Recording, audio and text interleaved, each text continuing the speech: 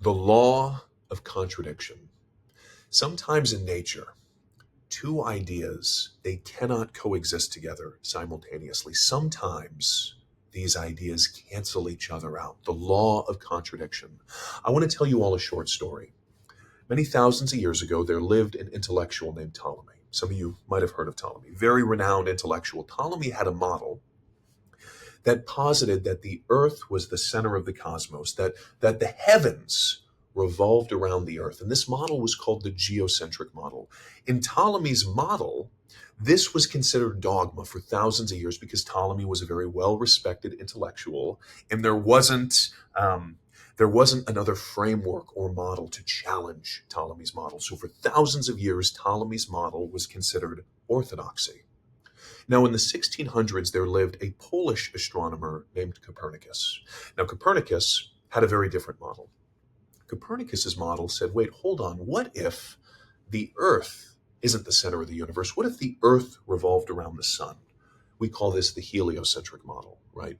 So you have two conflicting models, two contradictory frameworks. Copernicus over here, Ptolemy over here. They both cannot be right. That's my point, everybody. The law of contradiction. And we know after hundreds of years after Copernicus's death, after hundreds of years of science, empirical analysis, observation, logic, reason, things we talk a lot about on this channel, we now believe that Copernicus's model is the more accurate model, that Copernicus's heliocentric model is a more accurate way to describe the heavens. Now, Ptolemy, cool guy, probably had great taste in music, but Ptolemy's model was inaccurate. It was incorrect. And my point, folks, is that both Ptolemy's model and Copernicus's model, they both cannot coexist together simultaneously. Thus, the law of contradiction.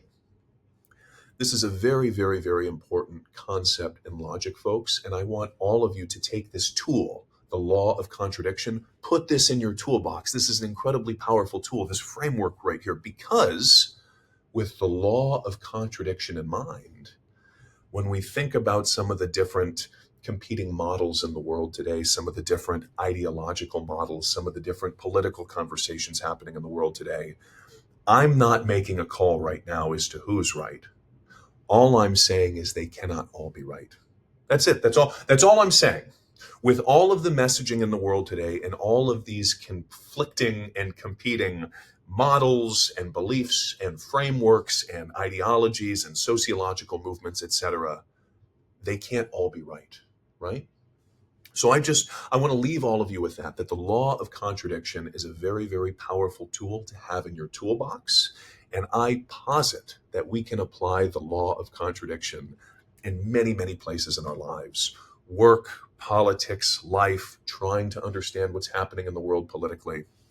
So that's all I've got for now, folks. I certainly hope you found this video valuable. I want to thank you all for the support as we're trying to build this channel. If you find this at all interesting, I could use a like, I could use a subscribe. Please let me know your thoughts in the comments. That's all I've got for now, folks. The law of contradiction. Take care. I'll see you all in the next one.